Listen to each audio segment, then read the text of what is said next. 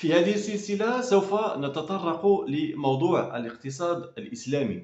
سوف نتعرف على أسسه ومبادئه وأحكامه. سوف نعتمد في هذا على مرجع الدكتور عبد الله بن محسن الطريقي، أستاذ بجامعة الملك سعود في قسم الدراسات الإسلامية، وهو كتاب تحت اسم الاقتصاد الإسلامي: أسس ومبادئ وأهداف. ألفه سنة 1988 الموافق ل 1409 للهجرة. لا تنسوا الاشتراك في القناة ومشاركة الفيديو لتعم الفائدة إن شاء الله.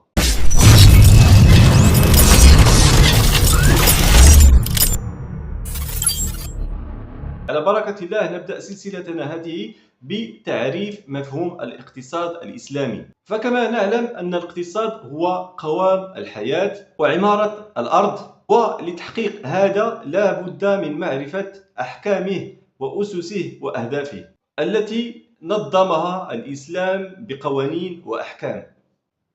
كما نعلم أن المشاركة في الحياة الاقتصادية هي عبادة لله تعالى، يحاسب عليها المرء وفق ما عمل، إن خيرا فخير وإن شرا فشر. وبالتالي أصبح المسلم يراقب الله تعالى في كسب المال وتنميته وإنفاقه. وقبل أن نعرف مفهوم الاقتصاد الإسلامي وجب علينا معرفة مفهوم أو تعريف الاقتصاد في اللغة. كما جاء على لسان العرب أن القصد هو استقامة الطريق، والقصد في الشيء خلاف الإفراط الذي هو بين الإسراف والتقتير. وبالتالي القصد في المعيشة هو أن لا يسرف المرء ولا يقتر. أما معنى الإسلام فهو إظهار الخضوع لله والتزام ما أتى به الرسول صلى الله عليه وسلم. يقال أن فلان مسلم أي أنه مستسلم لأمر الله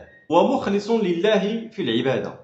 أما في الاصطلاح فالاقتصاد الإسلامي عرف بعدة تعريفات، منها ما عرفه به الدكتور محمد شوقي الفنجري بأنه الذي يوجه النشاط الاقتصادي وينظمه وفقا لأصول الإسلام وسياسته الاقتصادية. وحسب مؤلف الكتاب فالاقتصاد الإسلامي هو العلم بالأحكام الشرعية العملية عن أدلتها التفصيلية فيما ينظم كسب المال وإنفاقه وأوجه تنميته. هذا هو فيديو اليوم.